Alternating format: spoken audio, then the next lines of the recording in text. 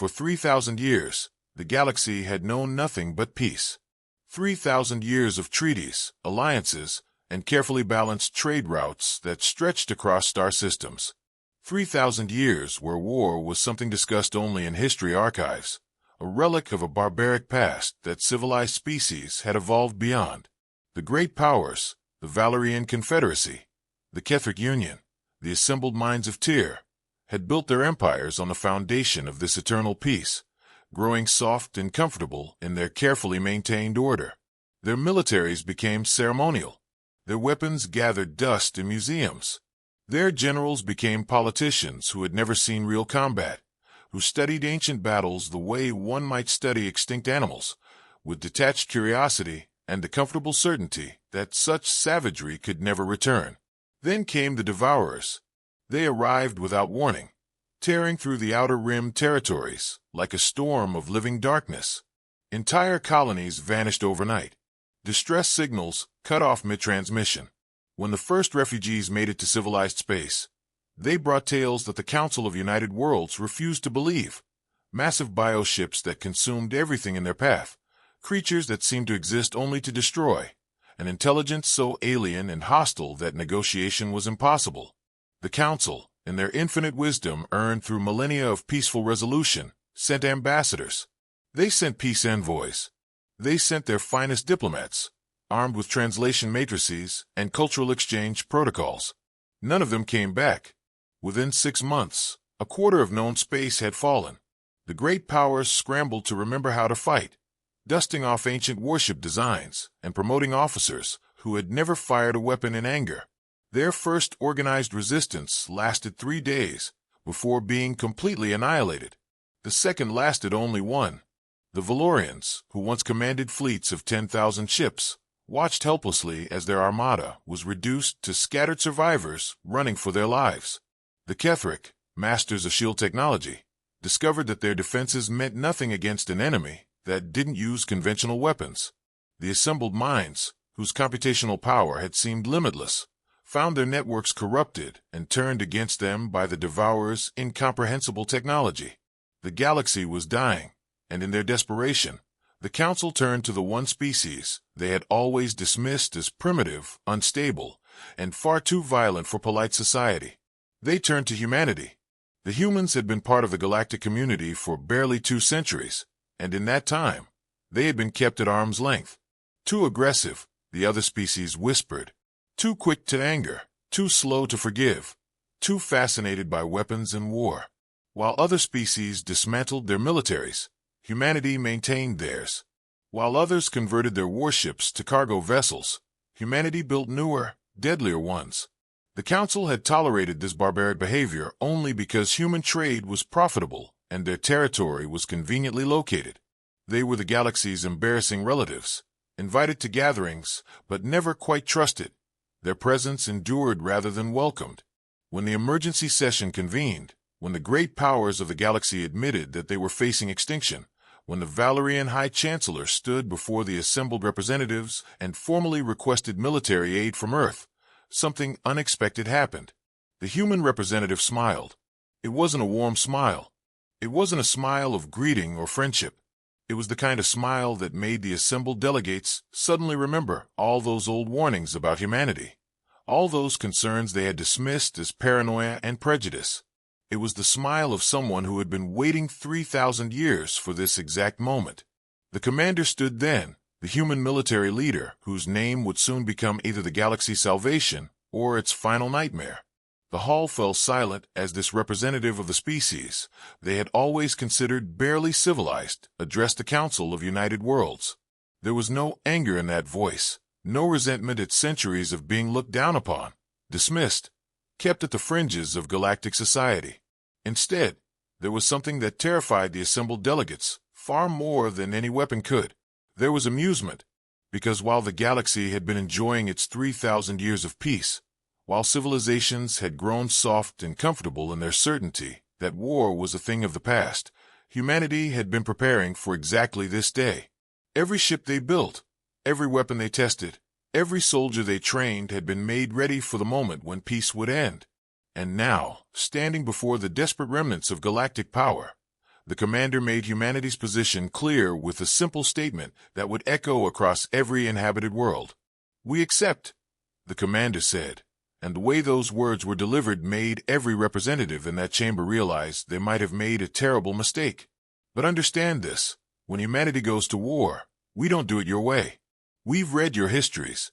We've seen your idea of acceptable losses and proportional response. That ends now. What the galaxy didn't know, what they were about to discover, was that humanity's obsession with war hadn't been a flaw to be corrected. It had been preparation for a threat they somehow always knew was coming. The silence that followed the commander's declaration stretched for exactly 7 seconds.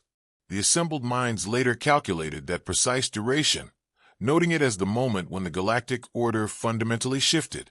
7 seconds during which every representative in that grand chamber realized they had just invited something dangerous into their dying civilization, something they didn't understand and couldn't control. The Valerian High Chancellor was the first to break that silence, his luminescent skin flickering with barely contained desperation. His species had ruled the outer territories for 1,800 years, their crystal cities monuments to art and philosophy. Now those same cities were nothing but debris fields, and his people were scattered across refugee stations, watching their culture die in real time. Pride meant nothing when extinction was the alternative. "What do you mean your way?" The Chancellor's translator rendered his question with just a hint of the fear he was trying to suppress. "We have rules of engagement. The Galactic Conventions clearly state." "Your conventions assume your enemy cares about rules," the commander interrupted, and there was no diplomatic softness in those words. "The Devourers don't take prisoners. They don't accept surrender. They don't leave survivors. You want us to fight them with one hand tied behind our backs because it makes you feel civilized." A pause, and when the commander continued, every word landed like a hammer. "Your civilization is burning. Your rules died with your fleets. We'll fight this war the only way that matters, the way that wins." The representative from the Ketheric Union rose then, her forearms gesturing in the patterns that her species used to convey diplomatic concern. The Ketheric had always considered themselves the moral center of the galaxy, the species that elevated ethical considerations above all else. They had written most of the galactic conventions, had spent centuries crafting the legal frameworks that governed interspecies relations. The thought of abandoning those principles, even in the face of annihilation, visibly pained her. "Surely there must be limits," she said, her voice carrying the harmonics of genuine distress. "We cannot become monsters to fight monsters. If we abandon everything that makes us civilized, then what are we even fighting to preserve?" The commander looked at her for a long moment, and something in that gaze made the Ketheric representative take an involuntary step backward. It wasn't cruelty she saw there, or madness, or even anger. It was something worse. It was the absolute certainty of someone who had studied the alternatives and found them all wanting. "You're fighting to survive," the commander said simply. "Everything else is luxury you can't afford anymore." The human representative pulled up a holographic display, and suddenly the chamber was filled with data that made several delegates gasp. Ship counts, resource allocations, training records, production capacity. For 200 years, while the galaxy had smiled condescendingly at humanity's militaristic tendencies, while they had politely suggested that humans might consider reducing their standing armies and converting their war industries to peaceful purposes, humanity had been building something extraordinary. 50,000 warships, each one designed not for show or ceremony, but for actual combat. 300 military academies across human space, churning out officers who studied warfare the way the Ketheric studied ethics, as a discipline requiring complete dedication. Weapons research that had never stopped, never slowed, producing innovations that made the galaxy's museum pieces look like children's toys. An industrial capacity that could replace losses faster than any other species, because humans had never stopped preparing for war. How? The question came from the scholar, the ancient being who served as the Council's historical advisor. Her species lived for thousands of years, and she had watched humanity enter the galactic stage with the amused tolerance of an elder observing children. Now that amusement was gone, replaced by something closer to awe and horror mixed together.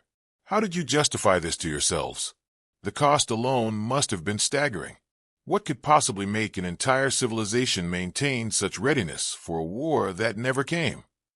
The commander's expression softened slightly, and for the first time since entering the chamber, something almost human showed through the military facade. Because it always comes. Maybe you had 3,000 years of peace, but humanity's history is different. We've had our extinction events. We've faced our devourers, just wearing different faces. We've seen what happens when you're not ready, when you convince yourself that this time it'll be different, that this threat can be reasoned with or ignored or wished away. The holographic display shifted, showing images from Earth's history, wars, disasters, near misses with annihilation that the galaxy had never known about.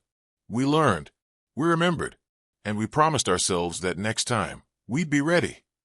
The assembled minds processed this information with their characteristic computational efficiency, and their spokesman delivered their conclusion with mechanical precision.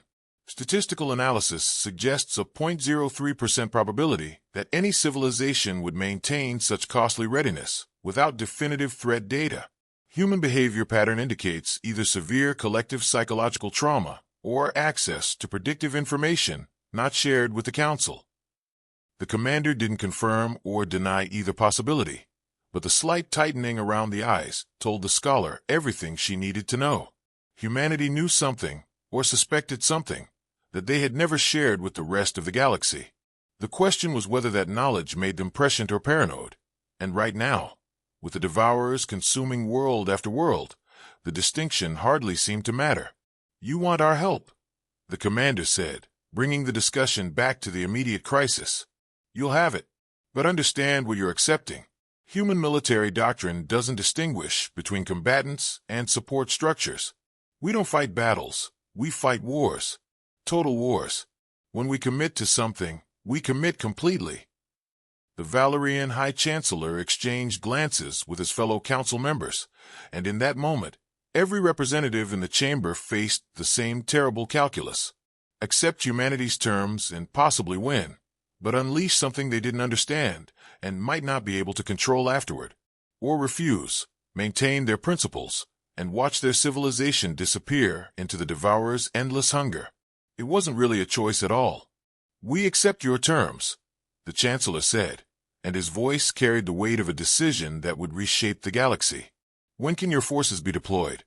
The commander's smile returned, and this time it carried something that might have been satisfaction or might have been something darker. "They already are. We started moving fleets the moment the first colony went dark." And in that instant, every representative understood that humanity had never been asking for permission. The revelation hung in the air like a blade suspended over the Council's collective throat. Human fleets, already deployed, already moving through space that technically required Council authorization to traverse. It was a violation of a dozen treaties, a breach of protocols that had governed galactic navigation for centuries. The Ketheric representative opened her mouth to protest, then closed it again as the futility of objection became clear. What were they going to do? File a formal complaint while their worlds burned? The question was whether that made them the galaxy's salvation or whether the Council had just invited something into their civilization that would be impossible to remove once the devourers were gone. The strategist cleared her throat, drawing attention to a new update on the tactical display, and the temperature in the chamber seemed to drop by several degrees as every delegate read what was displayed there. The devourers weren't just retreating from Threshold Station. They were adapting, reorganizing, and a massive fleet was now moving toward human space itself, as if recognizing the true threat for the first time. The Devourer fleet moving toward human space was massive beyond anything the galaxy had seen before. 3,000 bioships, each one the size of a small moon, converging on Earth's outer colonies, with a purpose that suggested something far beyond their usual mindless consumption. The tactical display showed them moving in formations that were almost deliberate, strategic, as if they had been holding back their true capabilities until now. The commander stared at the readouts with an expression that finally showed a crack in that iron composure. Not fear exactly, but recognition. The kind of look someone gets when a long-held suspicion is suddenly confirmed in the worst possible way. "They're intelligent," the scholar breathed, her ancient mind racing through implications. Truly intelligent. Not just instinct or biological programming. They've been studying us. Learning. Everything we thought we knew about them was wrong. The Ketheric representative's skin shifted through colors that expressed pure horror. Her species had sent delegations to the Devourers, believing they were dealing with sophisticated animals that might be communicated with through the right approach. Those delegations had never returned, and now the terrible truth became clear. The Devourers had let themselves be underestimated, had encouraged that underestimation, had waited until the galaxy was sufficiently weakened before revealing what they truly were. How long have you known? The scholar's question was directed at the commander, and the accusation in her voice made several delegates turn sharply. Don't pretend. I see it in your eyes. Humanity knew the Devourers were sapient. That's why you were ready. That's why you never stopped preparing. The silence that followed was answer enough. The Valerian High Chancellor's luminescence flared with anger that overwhelmed his desperation. You knew. All this time, you knew what was coming, and you said nothing. Worlds have died. Trillions of souls consumed. And you just watched.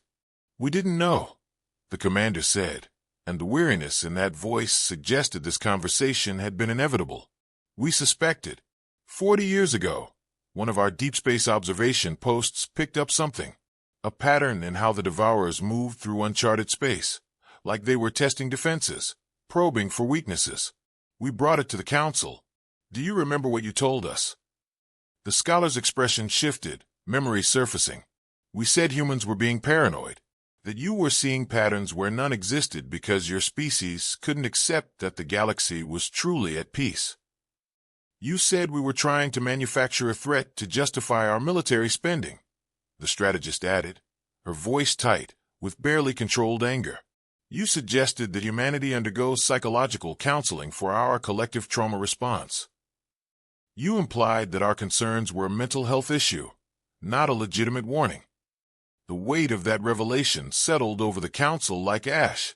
They had dismissed humanity's warnings, had pathologized their preparedness, had spent decades condescending to the one species that had actually understood what was coming. And now that species was the only thing standing between the galaxy and complete annihilation. We couldn't force you to listen, the commander continued, and there was no satisfaction in being proven right, only tired regret. So we prepared alone. Hoped we were wrong. Prayed we were just being paranoid like you said. But we built the fleets anyway. Trained the soldiers anyway. Because being wrong meant wasting resources, but being right meant survival. The tactical display updated again, and the strategist's face went pale as she read the new data. Commander, we're getting reports from the forward observation posts. The Devourer fleet heading toward human space. It's not attacking. It's communicating. The chamber erupted in confusion. Communicating? The Devourers had never communicated, never responded to any attempt at contact. Their silence had been absolute, one of the few things the galaxy thought it understood about them. The assembled minds worked frantically to decode the transmission, their spokesman's voice taking on an urgency that their species rarely expressed. Message decoded. It's in standard galactic language. Perfect syntax. They knew how to talk to us all along. What does it say? The scholar demanded, though part of her clearly didn't want to know. The strategist pulled up the translation, and every delegate in the chamber read the words that would reshape everything they thought they knew about this war. We come for the humans. The rest of you are irrelevant. Surrender them to us, and you may survive. Protect them, and share their extinction. You have one cycle to decide.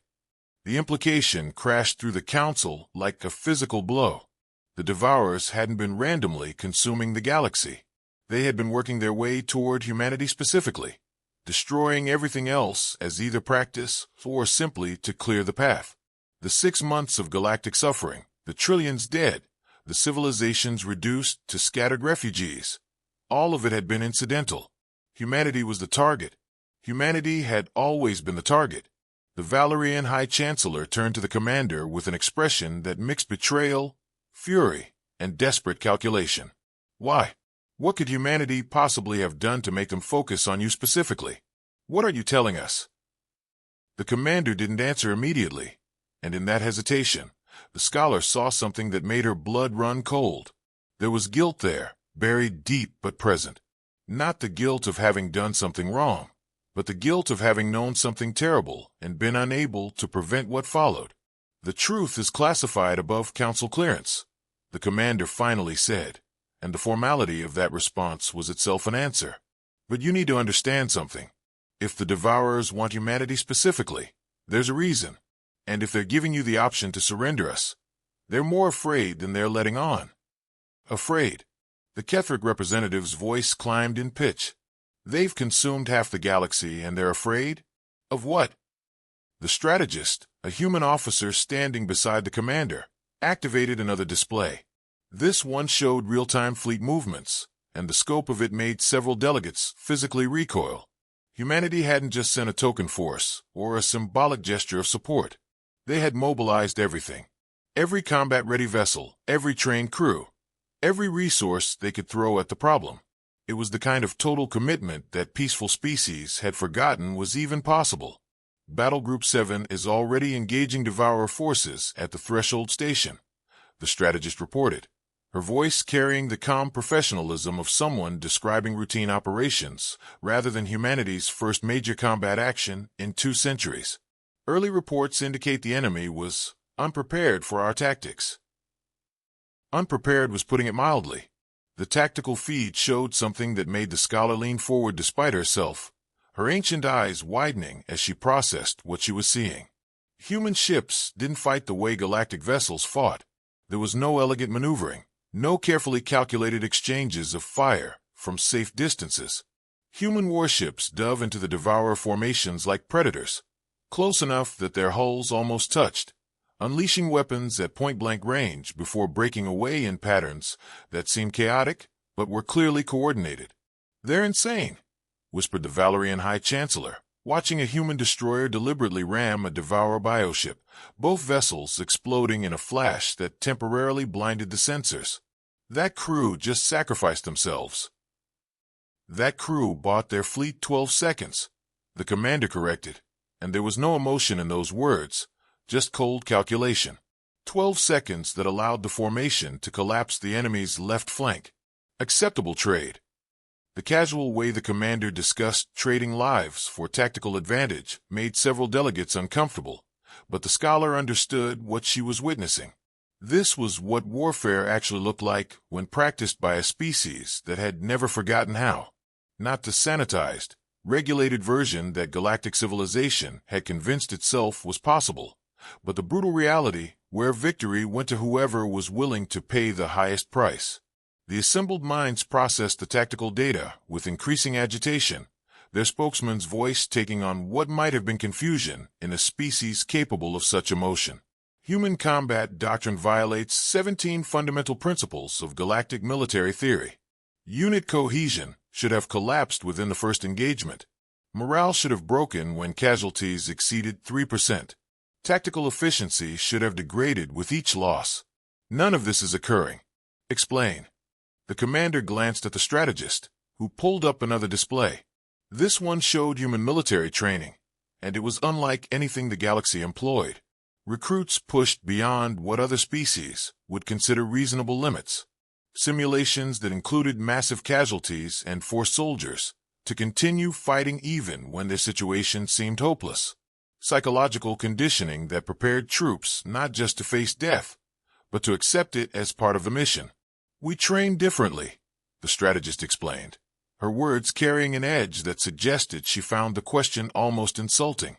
"Your soldiers are taught that their lives are valuable, that they should be preserved, that commanders should minimize risk. Ours are taught that the mission is what matters. Their lives are valuable, but victory is more valuable. It's not that we don't care about casualties. It's that we care about losing even more." The Ketheric representative made a sound of distress, her species' natural empathy making the human approach to warfare almost physically painful to contemplate. But the psychological trauma, the moral injury of treating sapient lives as expendable resources, your society must be drowning in. "We deal with it," the commander interrupted, and for the first time, a crack appeared in that military composure. Just for a moment, something raw showed through, something that suggested the human approach to war came with costs that weren't measured in ships or casualties. We have therapists and support systems and ways to help soldiers process what they've done and seen. But that comes after. During the fight, during the war, there's only one thing that matters: winning. Because if we lose, there won't be anyone left to treat for trauma. The tactical feed updated again, and this time the news rippled through the chamber like an electric shock. Battle Group 7 had broken the Devourer formation at Threshold Station. Broken it completely. The enemy was retreating, something that hadn't happened in 6 months of continuous galactic losses. A cheer started to rise from some of the delegates before dying in their throats as the casualty count appeared. 42 human ships destroyed, approximately 15,000 crew members dead, and the commander's expression didn't change at all as those numbers scrolled across the display. The strategist simply marked the engagement as a victory and moved on to the next fleet position. "How can you be so cold?"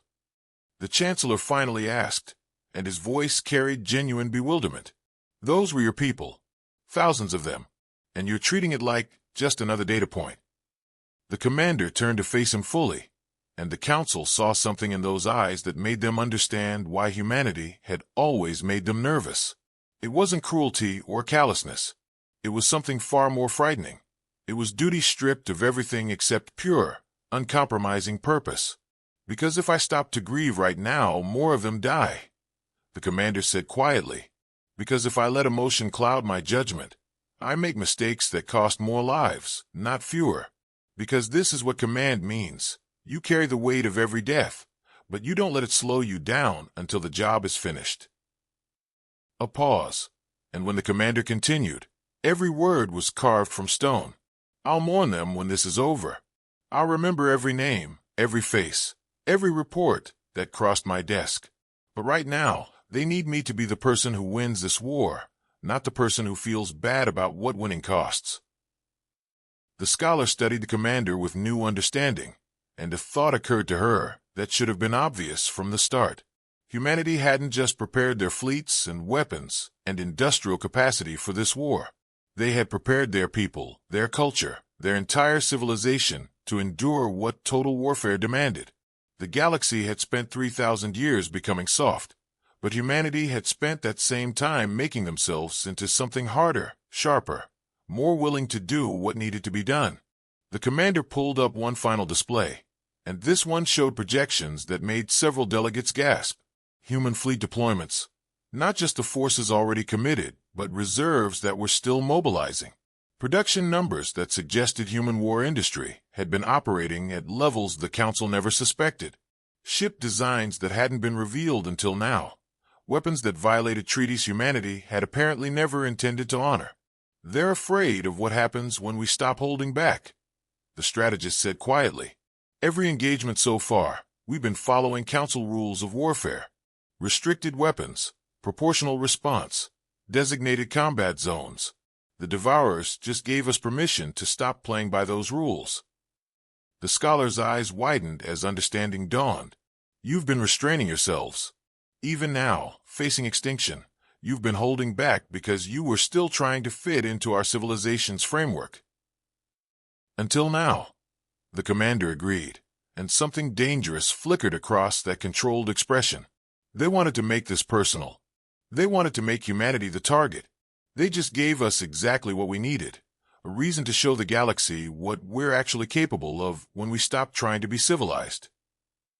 The Valerian High Chancellor stared at the human representatives with an emotion that might have been awe or might have been terror.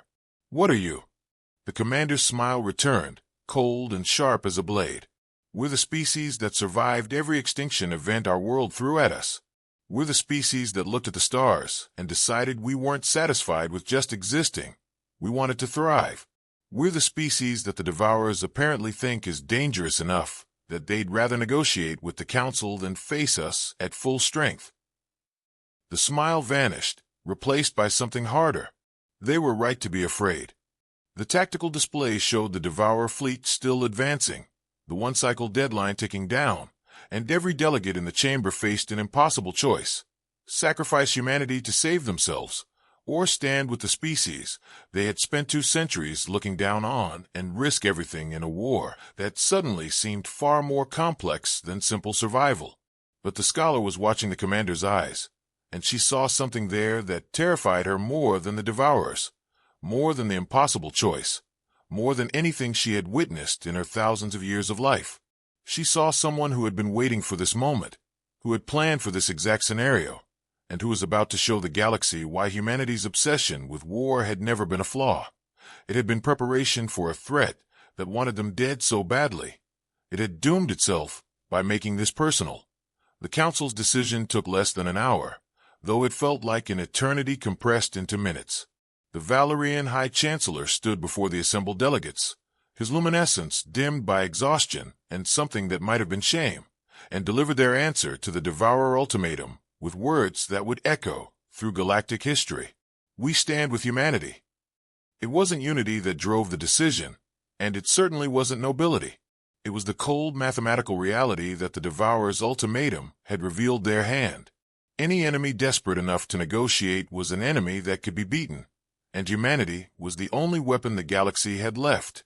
The choice was simple: stand together and possibly survive, or surrender humanity and face the Devourers alone later, after they had eliminated the one species that actually knew how to fight. The commander accepted the Council's declaration with a single nod, then turned to the strategist with orders that made several delegates flinch. Release the constraints. Authorization code Omega Black. All fleets, all assets, full engagement protocols. No more Council restrictions. No more holding back.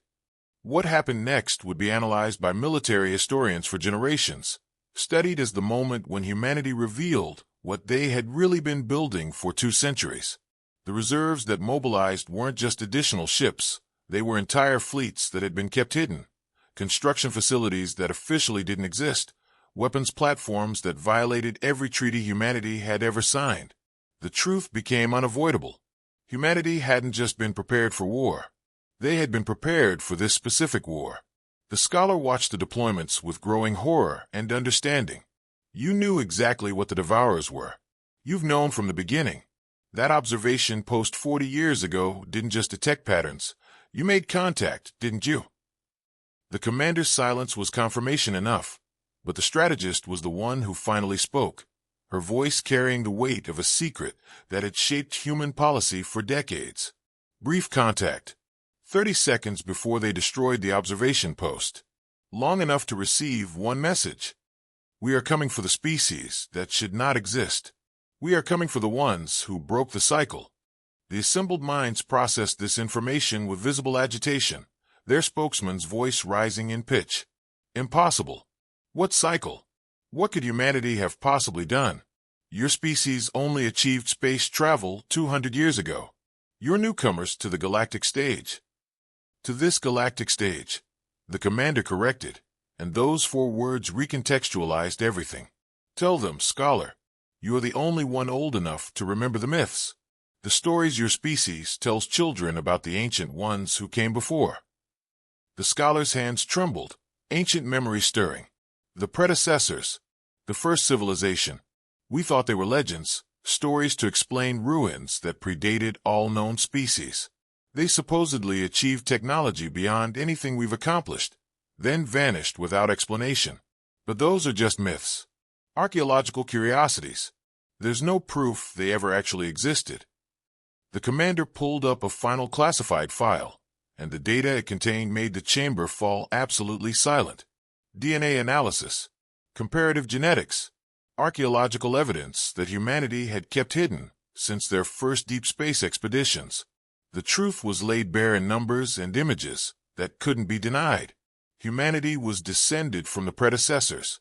Not directly, but close enough that the genetic markers were unmistakable. Somehow, impossibly, the species that had built the first galactic civilization had seeded Earth with their genes before disappearing. And humanity, emerging from that ancient legacy, carried something in their DNA that the current galactic civilization had never developed, an instinct for survival that came from a species that had faced the Devourers before. The commander didn't push, didn't demand, didn't threaten. Instead, humanity simply continued doing what they had been doing, protecting the galaxy, liberating occupied worlds, hunting down scattered devourer forces. Every rescued colony became a voice supporting humanity's position. Every species that watched human soldiers risk their lives to save strangers became less afraid of what humanity might do and more grateful for what they were doing. Within those 3 weeks, public opinion across the galaxy shifted in ways that made the Council's careful deliberations almost irrelevant. The scholar watched this transformation with the appreciation of someone who had studied power for thousands of years. Humanity wasn't conquering the galaxy through force. They were winning it through demonstrated competence and carefully calculated compassion. Every human soldier who helped rebuild a destroyed city, every human ship that escorted refugee convoys, every human officer who treated defeated enemies with dignity rather than cruelty, became an argument against the Council's old prejudices. The Valerian High Chancellor finally called for a vote, and the decision was closer than humanity probably wanted but sufficient for their purposes. The galaxy would support a campaign to eliminate the Devourer threat permanently, but with conditions. Human forces would operate under a joint command structure that included Council oversight. Civilian populations would be protected. Prisoners would be taken if surrender was offered. The galaxy was willing to finish the war, but they wanted to do it in a way that didn't completely abandon their principles.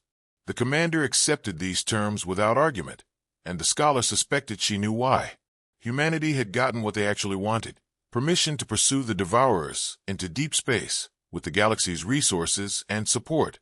The restrictions the Council imposed were negotiable in the field, subject to interpretation, and humanity had already proven they were excellent at finding creative ways to accomplish their objectives while technically following the letter of agreements. The campaign that followed lasted 8 months and pushed into regions of space that no galactic civilization had explored in millennia. Human fleets, supported by rebuilt forces from the Valerian Confederacy and the Ketheric Union, tracked the Devourers back to their origin territory, a cluster of dead worlds orbiting a dying star, lifeless except for the massive bioships that had been constructed there over countless years. What they found changed everything again. The Devourers weren't a naturally evolved species. They were weapons, biological constructs created by the predecessors themselves during their final desperate years. War machines designed to consume enemy civilizations, grown in vast organic factories, and released into the galaxy with a single purpose: destroy everything that threatened their creators. But something had gone wrong. The Devourers had turned on the predecessors, consuming the very civilization that birthed them, and had been mindlessly following their core programming ever since, attacking anything that registered as technologically advanced enough to be a threat.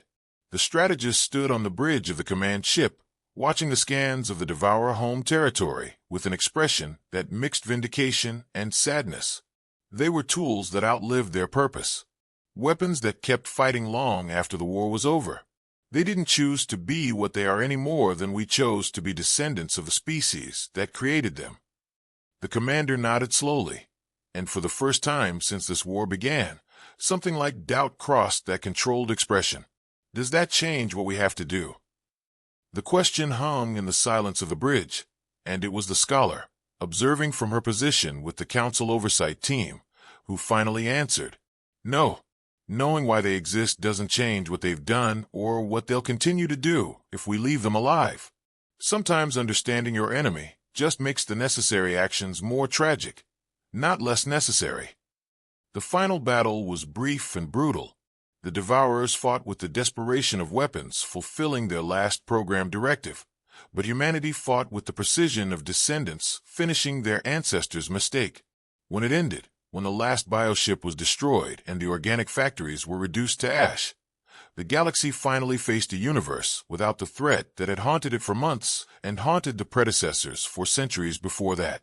The victory celebrations across liberated worlds lasted for weeks, but in the council chambers, a different kind of reckoning was taking place. The Valerian High Chancellor stood before the commander with an expression that carried gratitude, respect, and an undercurrent of concern that would never entirely disappear. "Humanity saved us," he said simply. "That truth will be recorded in every history archive, taught to every generation. You are heroes to the galaxy. But you're also afraid of us. The commander finished for him, and there was understanding rather than accusation in those words. You're wondering what happens now that we've shown what we're capable of, whether the species you needed to defeat the Devourers might become a threat of their own. The scholar stepped forward, her ancient eyes meeting the commander's younger ones. I've lived long enough to see many empires rise and fall. I've watched species gain power, and the question is always the same. What will they do with it? So I ask you now, as someone who has seen what humanity can accomplish when pushed, what comes next? The commander was quiet for a long moment, and when the answer came, it carried a weight that suggested it had been considered long before this conversation. We go home. We rebuild. We remember every soldier who didn't make it back, every ship that was lost, every sacrifice that was made. And we stay ready, because history taught us that peace is something you have to be strong enough to maintain. That's not an answer, the Ketheric representative said softly. That's a statement of continued military preparedness. We're asking about humanity's intentions toward the rest of the galaxy. Our intention, the commander said firmly, is to make sure this never happens again. Not to us, not to you, not to anyone. We'll maintain our fleets and our readiness, and that will make some of you uncomfortable. But you've seen what happens when civilizations forget how to defend themselves. We won't let the galaxy make that mistake again. The scholar found herself smiling despite the tension in the room. It was the answer she had expected, and in its own way, the most honest thing the commander could have said. Humanity wasn't going to pretend to be something they weren't. They would remain what they had always been, a species that remembered how to fight and refused to forget. The difference was that now the galaxy understood why that mattered. The integration that followed was gradual and not without friction. Human military doctrine became required study at every galactic academy. Human officers were recruited to train the rebuilt fleets of other species. Human engineering and weapons technology were shared, though always with the understanding that humanity maintained certain advantages. It wasn't equality, exactly, but it was partnership built on mutual respect rather than condescension. Years later, the scholar would visit Earth, walking through the memorial that humanity had built to honor the fallen from the war. Thousands of names carved into black stone, representing less than 2% of humanity's military, but more than some entire species had lost. She found the commander there, older now, standing before a specific section of the wall. Do you regret it? The scholar asked quietly. The cost of being proven, right? The commander touched the wall gently, fingers tracing names that clearly meant something personal. Every single day. But I don't regret being ready. I don't regret saving the galaxy, even if it cost us people we can never replace. I regret that we live in a universe where being ready for war is necessary for survival. Your species changed the galaxy, the scholar observed, not just by winning the war, but by forcing us to remember truths we had forgotten. That peace requires strength, that civilization requires vigilance, that sometimes the only way to preserve what you value is to be willing to fight for it. The commander nodded, still looking at the memorial. The 3,000-year peace ended because the galaxy forgot those truths. Maybe we gave you another 1,000 years before you forget again. Maybe this time will be different. Either way, humanity will remember. We'll stay ready. And if the galaxy needs us again, we'll be there. As the scholar left Earth, looking back at the blue planet that had produced a species that saved them all, she understood something fundamental. The galaxy had smirked when humanity declared war on the Devourers, had doubted that this aggressive, violent, supposedly primitive species could make a difference. They had learned better. Humanity hadn't just won the war. They had reminded the galaxy what survival actually required, and in doing so, had earned not just gratitude but something more valuable. They had earned respect, and with it, the burden of being the species that would never be allowed to forget how to fight, because the galaxy needed someone to remember.